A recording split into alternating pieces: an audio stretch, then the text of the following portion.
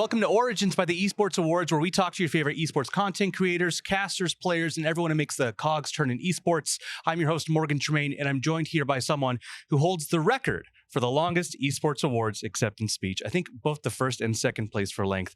Talking, of course, about Mitch Uber Leslie. How you doing? Good. No one told me that yet, although I'm not super surprised to hear that I had a bit of a marathon out there. Yeah, I'm doing well, man. Yeah, we'll make you a plaque at some point. We'll see. Sure. Yeah. Last time I saw you, you were my producer at Twitch Rivals in Vegas. That sounds about right. Yeah. Haven't done Twitch Rivals in a hot minute. I don't think any of us have, brother. Maybe a little less shows than that. But how's your Esports World Cup going so far? You just got in? Yeah, good. I mean, I've been here for a few days. I'm out here on the OWCS, the mid-season championship. So just the one trip to Riyadh for me this year. It's been cool. Eye-opening, very hot. Food has been good. Very hot. And honestly, the crowd has been giving us a good time. So yeah, overall, it's a high B+ from me so far.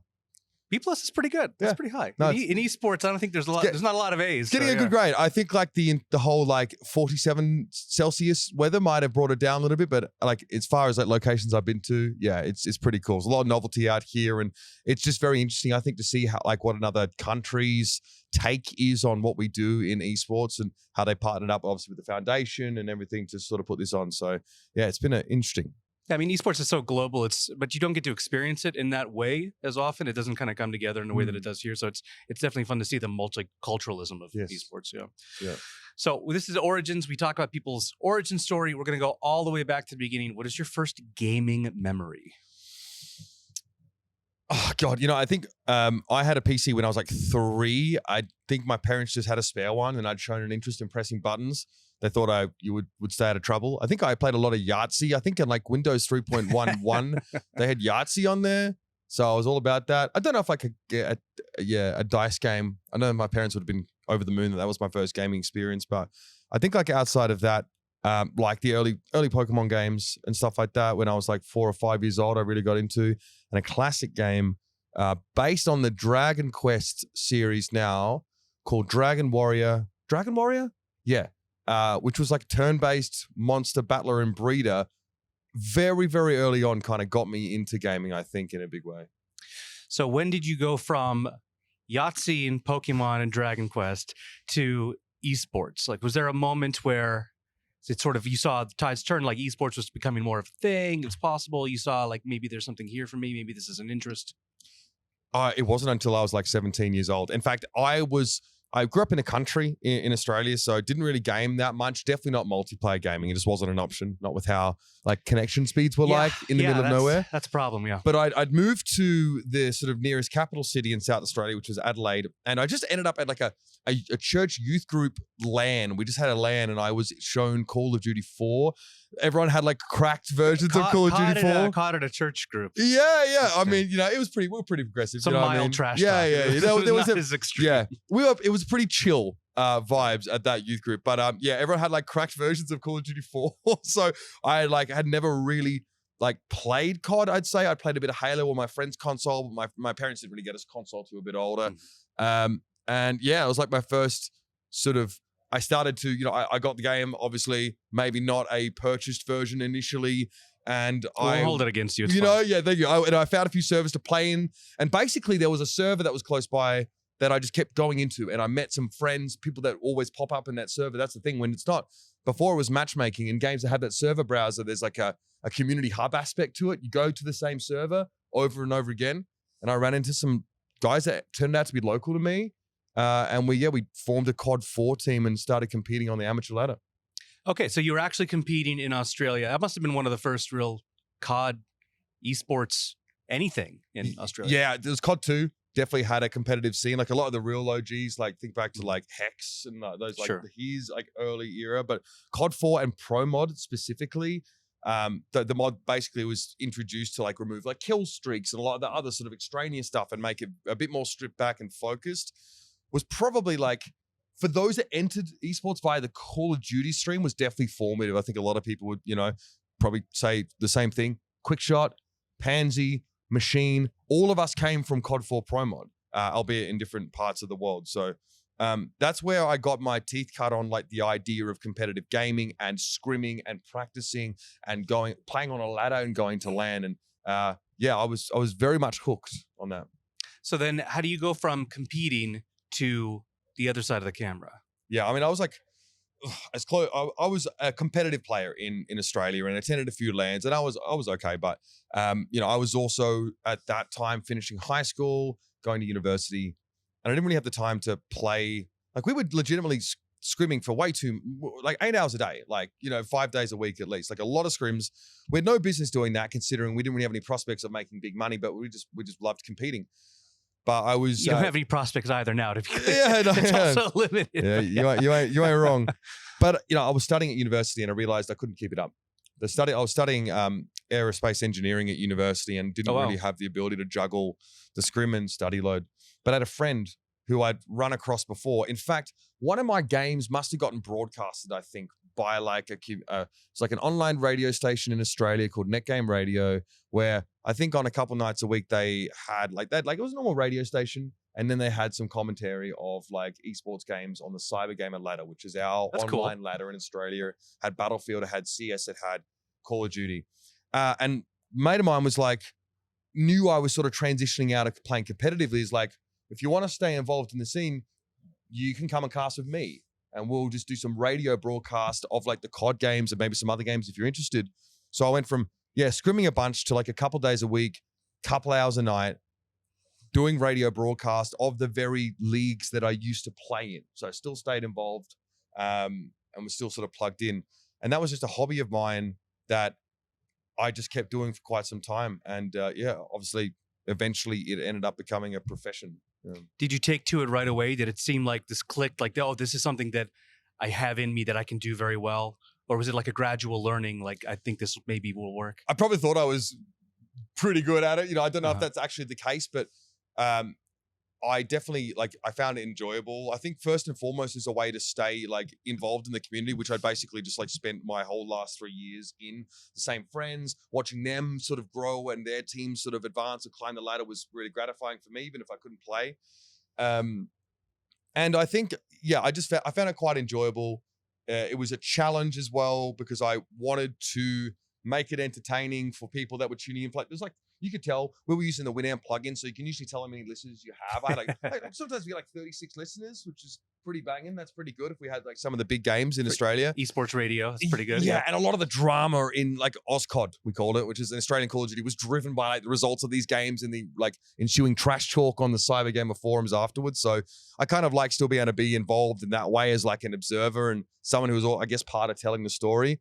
But yeah, like I just kept going because I really enjoyed it, and it all started to grow up around me. I left that radio station just due to a disagreement with the guy who sort of ran the show. But by that point, I'd met guys who were able to video broadcast on Justin TV. I couldn't do it because I didn't have the connection, but I had a guy who lived in New Zealand who could do it. He had like early fiber internet, I think, out there. So wow, he'd get in the Discord call with me. Well, not Discord, I don't know what it was back then. Skype. Oh God, who knows? Yeah, Skype. AIM. Yeah. And then he would just broadcast it out to the channel on Justin TV. So worked with a couple of guys just kind of doing that for a team called Mind Freak, which still exists. I sort of helped sort of found and manage and run that Australian esports team. And we had an arm, which was Mind Freak TV. That was like my thing. So we'd try and, broadcast the games and stuff. And yeah, so eventually it, was still a hobby. It was always a hobby. I'd finished university, and I was still casting, and then I was starting to pick up some gigs at trade shows and conventions like PAX Australia, like Supernova. Hosting stuff, because they come to Australia and they go, who does this here? Like, who is in gaming, but also can like hold a microphone, can be on camera. So it's like big fish, small pond. Exactly. A couple of gigs came my way specifically for a game called World of Tanks, which I'd been told that there'd be opportunities in if I was able to learn the game and able to sort of speak to that audience. That I knew from a friend who had some connections with ESL at the time, who was starting to spin up a league around that, which included something in Oceania, which would have represented for me one of the first chances to have like repeating consistent work that actually paid a little bit. So what was the next step after that then? Because I know you didn't stay in Australia. I know you moved. So what was the next step for you that kind of took it to another level? yeah, so I stayed in Australia. I ended up working for Americans. It was like the equivalent of a CVS. I ended up working like a community pharmacy because I didn't find a job out of university and my heart wasn't really in it. If you're an engineer, like, and you have good grades, like, you've got to really bang on doors and do the internships. And I just didn't really have much interest in it. And, you know, so I ended up sort of working in like the liquor industry and then like in pharmacy a little bit, just sales jobs. And then because of the work I'd been doing with water tanks in Australia, I got asked by ESL in Europe to come over and host their water tanks season finals at Gamescom. They couldn't pay me for it, but they could fly me over and they could give me some money to cover like meals and stuff like that. Like it's like a per diem. I think I asked for like €500 or something just to sort of cover that. And then I started every 3 months, I would go out and do those season finals for them. They sort of, you know, which is interesting considering the cost of bringing someone like me from Australia out to like Poland or Germany or something like that. But they clearly saw the value in doing so. And eventually at some point they were like, dude, just come live out here. Instead of just hosting the season finals, we'll get you involved in casting the league itself that leads to these season finals. So there's like a reason to be out here. You know, you get a salary, you work at the ESL offices in Cologne, and we'll get you working on other games as well. And you can actually begin to become a career commentator if that's what you want. So I said, okay. That's pretty great. I mean, as someone who has had to hire people like talent from all over the world, I can understand that impulse of just like, it is so expensive to keep flying them out. Just, for God's sake, we'll figure this out, but just please come closer. Yes. We'll get you more work. We'll figure it out. Yeah. We just can't keep flying you out like this. No, and they helped me get out there. They helped me get set up with like the apartment I lived in Cologne, because at that point they could fold me into so many of their other shows they had going on, because at that point I had been casting water tanks, but I was a League of Legends, Counter-Strike, Call of Duty, Battlefield. I cast like 4 or 5 of those games already. And because, frankly, I had a bit of talent and aptitude, I was very much an unpolished, you know, a diamond in the rough, so to speak. But they could, with confidence, put me on a lot of those shows and develop me as time went on into someone who was like quite versatile. And frankly, at that point, like ESL just needed like, you know, competent broadcasters in the studio that could cover a wide range of games, because their business model was really to provide a tournament platform for publishers who wanted their game to be an esport, right? They wanted to have like some marketing presence in the competitive space. So they go to ESL. ESL would say, we have an online platform that's automated. We can run your leagues. We can run your finals, you know, give us cash. We'll get you the commentators and all that stuff. So my introduction to being a professional commentator was like doing like 5 or 6 or 7 different games. Well, it's interesting because now I think especially people, you at a certain point you were able to do just one game, have one solid game, and you could probably get a good amount of work doing that, or you just focus on that, being the best at that. And then through necessity, maybe you start branching out into other games as interest wanes in certain things. But coming out of the gate as a generalist, that's something that's very difficult to do, be able to be good at all of those games. It's also why the casters that came from that class at ESL are like the best in the world. And like 5 of us are in your, you know, on-air talent of the decade category. There's a real reason for that. Like it's me, Machine, Pansy, like so many people in that room. Like even names like Kelaris, for example, came out of that very same office. Like Joe Miller was sort of running the show in there. So like genuinely like pretty insane crop of talent from that period of time. And I think a big part of it was that we were just sort of thrown in and expected to, you know, be able to show a good general sense of fundamentals, and that was something that was drilled into us early on. Do you think your engineering mindset might have helped at all with having to pivot and understand the games in that sense? I think it helped with the prep, because like having to study for like in an engineering degree, like you had to develop heuristics for like making the best use of your time in studying. And that's something that carried over to prep, especially now as I do cover, like, again, I'm back at a point of covering like 5 or 6 different games. So I need to have a pretty good flow and way to be as efficient as possible, because I've got to stay up to date with 5 or 6 different games and be able to speak to them with authority, and the domain knowledge required for that is quite extensive. So it is like a lot of the same skill set that I used as a student. Well, especially with, I mean, fans can smell it if you're kind of BSing your way through something, or if you're Nowadays, not especially knowledgeable. Yeah, definitely. There's a literacy of like deep mechanics of gameplay that I think maybe didn't exist before. But I think as broadcasting has expanded, there's been an explosion of literacy. So what advice do you have for like approaching multiple games in that way and for quickly adapting? Yeah, I think like the most important thing about being an esports commentator in this day and age is that you don't have to be right all the time. Like it's not about being the smartest person on camera or the smartest person in the room. I think if you're an analyst, there's obviously a huge merit to being able to speak to the game with authority, but people tune into esports broadcasts primarily to connect with the people on camera and to be entertained. That's it.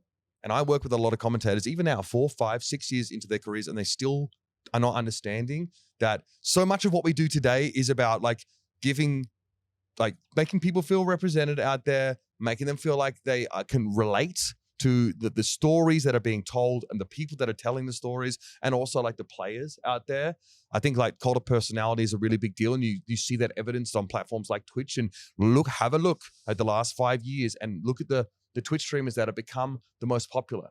They're not the smartest necessarily, or they don't profess to be. They're not the most polished in terms of their production.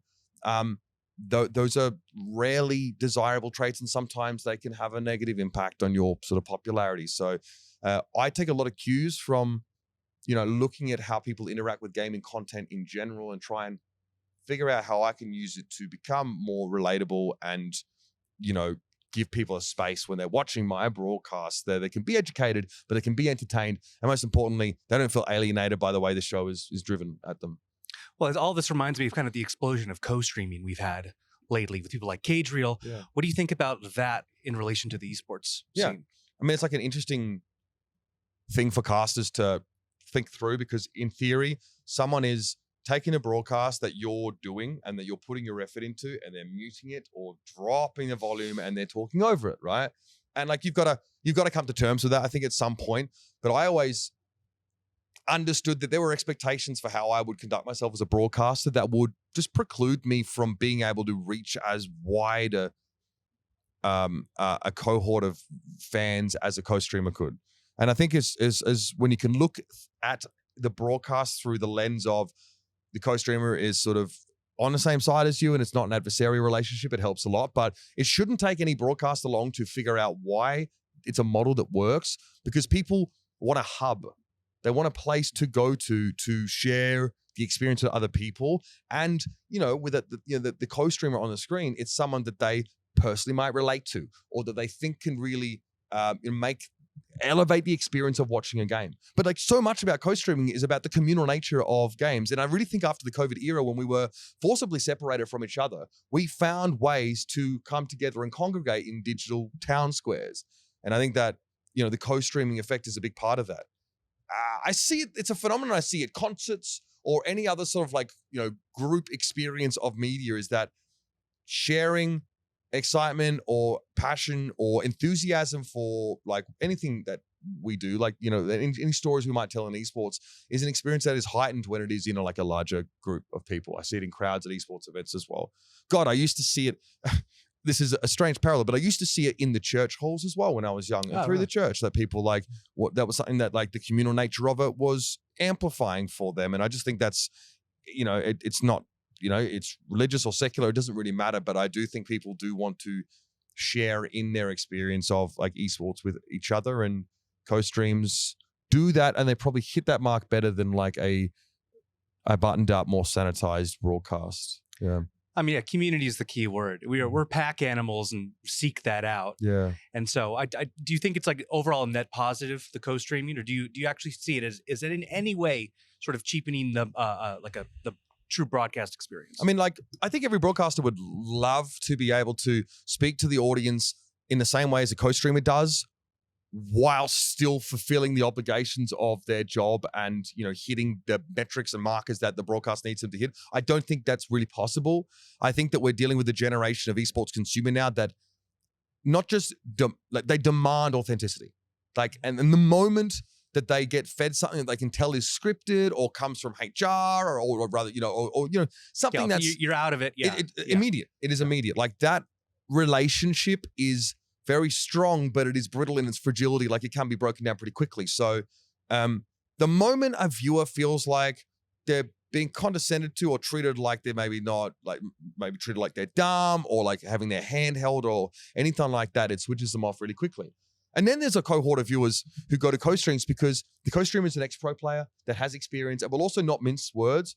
Like, I can't always be as forthcoming on a broadcast as I would like to be about a play that I've witnessed or a player's attitude. Yeah, there's or some their career. bumpers there. Right. By the nature of being associated with the corporation. And I would suggest that we have on occasion editorialized in order to not damage a player's reputation, or we try to frame things, I think, positively quite often, but that is seen through very quickly. In this generation especially. I think millennials cared a lot more about polish and about content that was aspirational, right? And you can see that in their social media use. Like millennials really like the whole, you saw like the, this is my life, like people like to project like a really perfect and glitzy, like view of their life. And the way that Gen Z uses social media is actually very different. It's gritty, it's very real. It's like Asmongold and XQC, like there are pizza boxes in the background. I am speaking my mind. I don't have a filter because I don't have the capacity to have a filter on what I say. And that, that authenticity is what draws people in. That's why those kind of streamers, I think, have such success. So,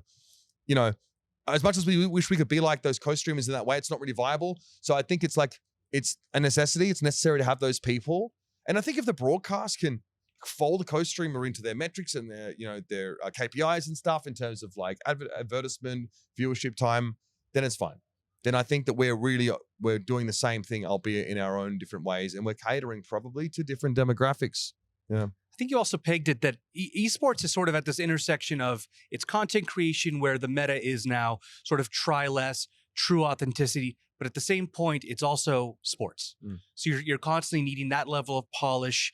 You need that as an organization, as a production, in order to bring in the kind of sponsorship you need. So it's this kind of battle between these two. And I'm not sure how we kind of strike that perfect balance, but there's got to be some way to really nail that. I think it can be a symbiotic relationship because I don't think the corporate sponsors get involved if it's just the co-streamers. And True. I don't think the body of the audience, especially like Gen Z, will buy in if it's just the broadcast.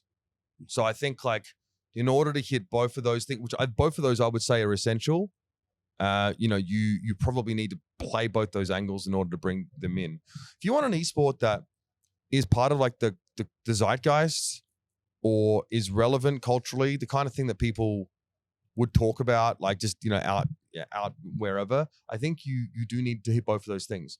I've been on broadcasts on either side of this spectrum before, and the sanitized ones especially, like it's a huge investment.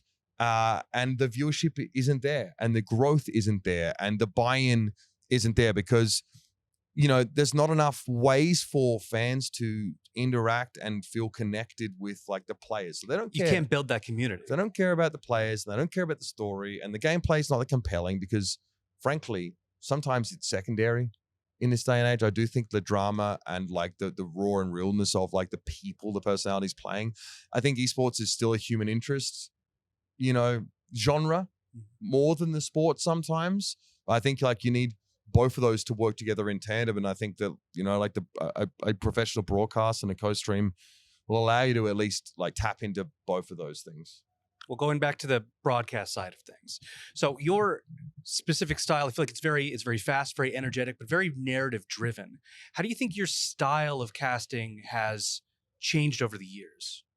Yeah, I think it's probably got a lot to do with having worked on some broadcasts that were pretty lean, and like the focus was really sometimes on these shows just to have a show, and you kind of were given free reign a lot of the time to sort of tell the story how you wanted to. And for me, I think my casting became story driven because I learned the stories of the players and decided that was kind of important to me. I think sharing that story, because it's kind of what got me so passionate about what I'm doing. Like I'm working alongside, I treat it like working alongside players who've overcome great adversity or have shouldered great responsibility or whatever in pursuing their careers. Like there's always a sacrifice, and it's not easy to become an esports pro.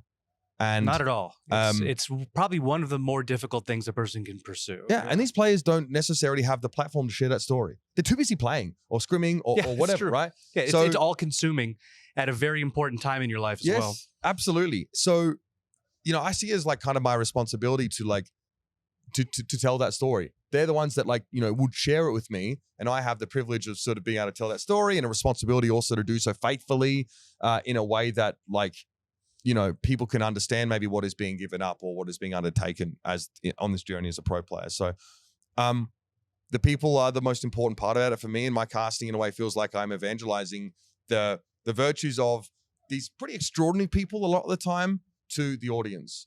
So that's where the narrative comes in. And then I care a lot about the history of an esports scene, or a lot of those the tales and the stories that sort of build it up. And you almost get to a point, League of Legends does this a lot, you're almost mythologizing things, right? Mm-hmm. There's a mythos to Faker and the Bonjour throne. Yeah, and there's a storied history there that's worth telling. Yeah. And I feel like the more it sort of compresses and the more stories are built on top of it, the more apocryphal and mythological those early stories become. And that's fun as well. I think that, again, you still want to strike a balance by being faithful to the source material. You don't want to editorialize too heavily. But I think for me, the people are the most compelling part of what we do in esports. It's not the games, it's not the flashing lights, it's not, the pyrotechnics. So it finds its way into my casting because as a broadcaster, my value system places that towards the top. So it sort of will infuse a lot of how I do my job. Can you look back to one moment that really stands out for you, sort of in that vein? Yeah, I think there are probably a couple, but we early on in Overwatch, we had a tournament that pitted North America and Europe against each other because we always have to argue to settle this argument in any game early on. Yeah, of course, yeah. And so we did that. It's the ESL Atlantic Showdown, and it ended up being a really good game. I don't think it actually became a conversation about whether NA or EU was good. I think it was 2 EU teams in the final, but I had a lot of friends in that game. Just people that how we had all gotten into Overwatch pretty early on, and we'd done some early lands, Take TV out in Krefeld, and just really grassroots stuff. And in the first couple of years of Overwatch's beta, we were able to put on some tournaments with very limited prize pool because it was just so bone-hurtingly early to sort of start that kind of thing. So we got to, we got to meet and hang out with these guys, and I often would message him how's it going? We had a good relationship as friends. So seeing them pitted against each other on the stage, and then ultimately seeing some of them sort of triumph was a really cathartic moment for me, because we've been telling their stories over the course of the weekend, and then to see them realized and to see and to understand that this was a huge payoff for a lot of them that had given up a lot. A friend of mine, Dennis, who's not with us anymore, but he was on one of those teams, and I knew just how much it cost him to be there and what he gave up in order to compete. And he was older, in his 30s, late in his career. He really cared a lot about bringing the rest of his team into the spotlight, and to see them find that win was huge for me. And then I realized that, I think that's really what I realized to me, is that the people are the people are the currency in esports, not only the audience, but the players as well. So I was very vindicated in my focus on trying to faithfully tell those stories. And I felt like I was on the right track, because it was still early in my career, but I realized that was how I wanted to do it. I mean, there are so many good stories worth telling. And like you said, it's very human interest. That's why I love seeing when we do in esports, some really good sort of sports docu-style content pieces, like we do for the Esports Awards when you do our year in esports. It really kind of pulls at your heartstrings with the stories and what people had to go through, and the emotion of all of these events. I mean, anyone can relate to that. Yeah, and I think it doesn't matter. I've seen it at events all across the industry.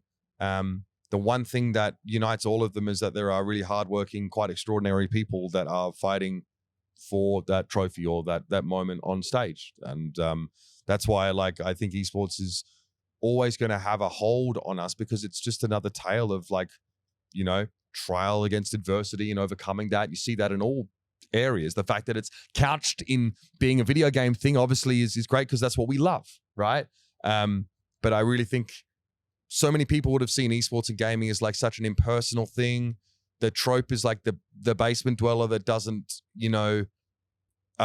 get out and socialize. But esports is incredibly social, and it's the personal element that actually brings us together. It's why these kind of things happen. It's why we have an award show. It's why we have the Esports World Cup, for example.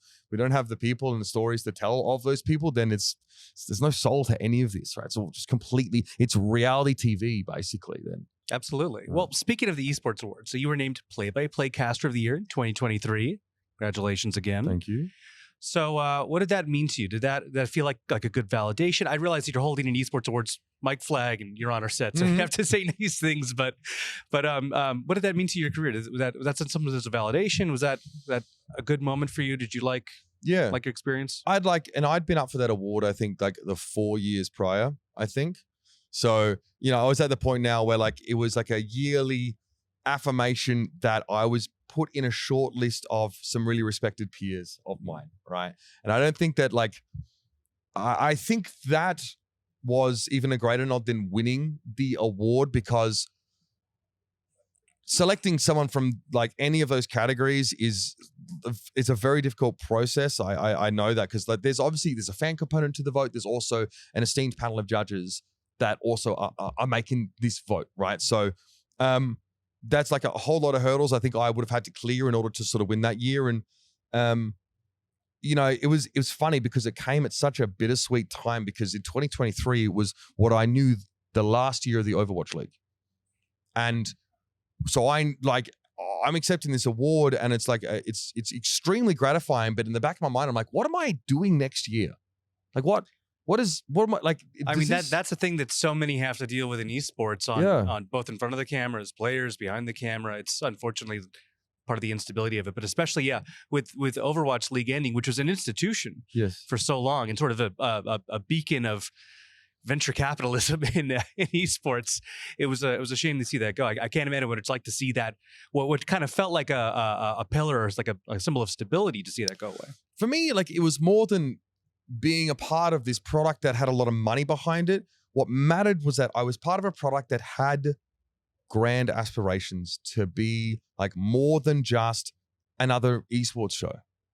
And I think like, the mechanism through which they were hoping to achieve said aspirations was unreasonable and also like entirely fiscally backed. But the idea that we were trying to really push the space, at least those of us like that were working on the show, I think. Sure. I can't speak for the people with the money that come in and like what function it's supposed to have in terms of their portfolios or whatever. But and that's why like my speech that year was pretty lengthy, but also like there was multiple appeals to the industry. First of all, to like try and look after each other, because things were going to get tough. It was your time, and he used it, I think, very, very wisely. I think it was a great opportunity. I probably would have done the same thing, honestly. But I mean, speaking of, there's been salary cuts, there's been layoffs and all of that. And obviously people love to talk about esports winter, which I think has been a conversation forever. Yeah. Given that you've touched so many different games, you're everywhere in the industry, what is your pulse check on esports in general? Are we in a winter? Is winter breaking? Where are we? It's going to vary pretty extensively based on what corner of the industry you're in. And I do think that like the Esports Awards and just, the Esports World Cup Foundation and how they're approaching esports changes the calculus pretty drastically, because I'm just going to put it out there. Esports has definitely relied on venture capital injections at multiple junctures in its history. I would say this one represents the largest of those. And, certainly, we're obviously trying to get to a point where we don't rely on, there's some sustainability to what we do, but it's required some harsh lessons like understanding how esports consumers spend or how they're willing to spend. I think that was like the cardinal lesson that the Overwatch League taught, because many projections, hinged on, if you read the Morgan Stanley report, many of the projections hinged on esports consumers spending in an identical way as traditional sports viewers would, where in reality, the spend was about 10%. Yeah, that was the language that they spoke. Is like, we can only know how to put this into sports terms. So that's all of our projections are based on that, as far as advertising, as far as everything. I don't think we're going back to the way things were, like on the conversation of like what esports winter is. And for me, I think it means something different to everybody. For me, it meant me going from like a very robust salary at the Overwatch League, one that I could sort of support my family on, to having to work 5 or 6 different games and travel most of the year to maintain that quality of life. But that's caveated with a bunch of things like I have 2 kids, I live in California, like yada yada yada. I like eating sushi. You know what I mean? Like when someone's like, oh, it's really tough out here. Like there's like, what's their lifestyle factors? How does that impact? Because for example, I probably wouldn't be under any duress were I living in a less expensive place, a different state. LA, so like, you get a fun tax. Yeah, 100%. I'm just waiting for the fun. You know what I mean? Like that's in the mail, I'm sure. Yeah, 2 to 3 business years, I heard, is the shipping sort of date. So yeah, I mean, I don't think we're going back to the way that things were. I would love to just like work one game and like that would be my salary, but like that's not reasonable. I think that now, if something like the Esports World Cup, for example, is sustainable and like maybe there's a world where there's a more extended calendar where we have like, I don't know, road to Esports World Cup events along the way, and like there's like ecosystems that can sort of thrive off like I'm sure that conversation's happening. Yeah. Probably, you know what I mean? Yeah. I'm sure I'm not the first to come up with a thought like that, but me personally, I just work harder now. I probably work 3 to 4 times harder just to sort of make that same amount that I was before. I think that's what Esports Winter means to me. And I don't think that unless I get some corpo job in esports or whatever, that's going to change. And I don't think that we're going back to the way that things were. I don't necessarily think that things are going to get worse, but I think it's different. The landscape has changed and people's understandings about how to create sustainable products in the space has also drastically changed with some of those harsh lessons that we've learned. So if this is Esports Winter to you, then rug up, because I think that this is the way that things are going to go. There are also a huge number of very talented people in gaming and in production that are just in the ether right now as a result of a lot of layoffs. And I think like that's the harshest reality of this. And that's the true correction. So in reality, I've been couched from the Esports Winter because I have a skill set that has allowed me to walk over to another game and, get work there and there. But like, there are people that are like 10 times more talented than me as on the production side of things that don't have that same fortune, that same privilege. And I think for them, like the Esports Winter is definitely real. So, and that's, I think, a much harder question to answer.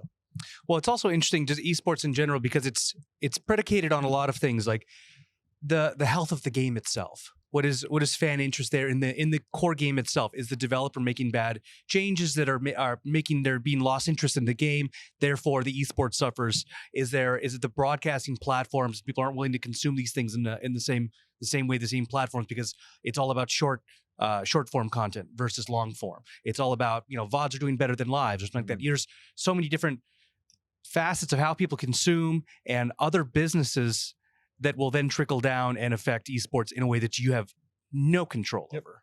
Yeah, 100%.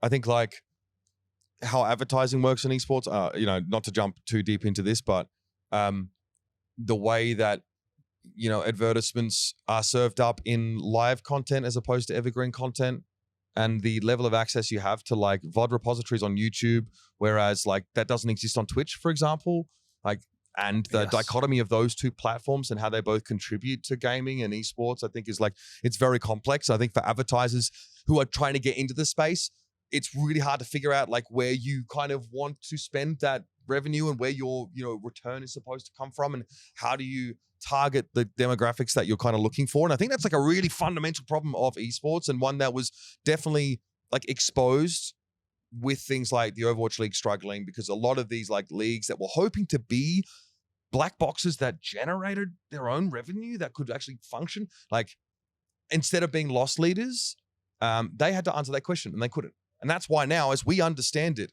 most esports products are loss leaders and are part of a marketing spend on that game, where it's extremely hard to track the revenue in a marketing sense that like an esports product can do it. I bet you Riot can do it. I don't know if Blizzard have the architecture to do it. Most of these people just write off their the budget for esports and are like, it's going to come back in some way. But being able to quantify how that, like what space in your business vertical or your marketing strategy it has, is still really hard to do. Like, what do? You're going to track, you get a Twitch viewer to link their account to the game. You can track how many hours they spend on Twitch watching the broadcast. You give them drops to incentivize it. You get metrics like that, but it's still like, it's a bit of black magic trying to understand the role now. If you look at esports as a loss leader, the role it's supposed to take in your marketing strategy. It's tricky. Well, we know that the love for esports is here. The love for esports continues, and we're always going to have games. We're always going to have broadcasts and competitions. So I think we're all happy to be a part of it still in some way, which is great. Yeah. I know we got to get you out of here, but I want to ask you, there's plenty of young people that want to pursue esports as a player, as a broadcaster, and so want to be a part of it in some way. You came up through it in a very grassroots way. Do you think that a path like that still exists now? Or what advice would you give someone who wants to get into the broadcasting side of things as a caster, as an analyst, as an interviewer? Yeah, no, I don't, it's not the same now. I don't think the pathway is remotely the same. I fell into it by accident, genuinely. It was like a hobby I did, and then people decided that they would ascribe a dollar value to it that I could live off of. Now, there's never been more resources, I think, as someone who wants to become a broadcaster to learn, right? Out there, like content about casting and, VOD reviews or whatever. But there's never been more competition to try and become an esports broadcaster either. And I'd suggest to anyone who'd like to find themselves in this space as an on-camera talent, try your hand at content creation, try your hand at scripted videos, scripted content, and just make sure you really enjoy it as a hobby and something that you do as like a passion. I would really recommend that you treat it that way because, as time goes on, you might find there are opportunities to dip your toe in, but you will never go from being a hobbyist or just like someone who creates content to having a full-time job as a commentator, for example. There are steps to this. So I think that making sure you have like a basis of income, and then you might choose to spend your time on content creation or, esports, if that's something that you're passionate about. It's been a while since the ESL model of paying casters a living wage to work and be developed as commentators in the Cologne office and then work a bunch of games. Like that doesn't exist anymore. And there's a reason for that. It's because it didn't make them enough money. They laid us all off in 2018. So make sure you love it. And if there's a certain game you really enjoy, you can get into it and make content about it and co-stream it. That's a great way to do it. I know a bunch of co-streamers in Overwatch who just cast. They just cast it. And it's great. There's nothing wrong with that. No one's offended by that. If that's what you want to do, then do it. But give yourself a long runway and try not to leverage yourself against the idea of becoming an esports caster, because there is not a clear way through. And it's just, even I can't unravel how. If I had to do it again today, I don't know if I could. Genuinely, if I was the same kid now trying to get into it, I'd probably just have gone and been an engineer and just sucked it up. Genuinely. Well, esports is fun. It has its challenges. Mm-hmm. That's good advice. I mean, getting into the content creation makes a lot of sense too. And also, people need to keep an eye out for games, the new games that are coming out. I think that's always a good opportunity to get into it, right? Dude, it's fun just to be a part of a community, in esports. We have so many of them, and we have so many of places where those communities convene. And I think people would find the longer they are part of things, the opportunities just kind of happen. I used to manage teams. That was my thing. I was the manager of Legacy Esports and Mindfreak Esports. That was what I was doing beforehand because I just wanted to be around it. And then I saw, there were chances to do more. But it was the love of what we do, esports, and the love of the stories and the love of the people involved that came first, that led me to a place on broadcast or a place as part of the ecosystem. Well, Mitch, Uber Leslie, thank you so much for joining us. I appreciate you. Let people know where they can find you, what you're up to. Yeah, you can follow me on X at Ubershouts, or you'll find me on the OWCS product right now. I'm also on the VALORANT Champions Tour in NA. I also work on Brawl Stars Championship. If you love mobile games, check it out. We have a great time over there. It's an awesome esport. And I'm sure you'll find me at some event or another in the future. All right. Thank you so much for joining us. And thank you for watching Origins by the Esports Awards. Be sure to like, follow, and subscribe. We'll be posting new episodes, I believe, every week. Keep checking, turn the bell on, all of that. And be sure to check esportsawards.com for more information about our new broadcast, voting, and everything to stay up to date with the Esports Awards. Thank you so much for watching.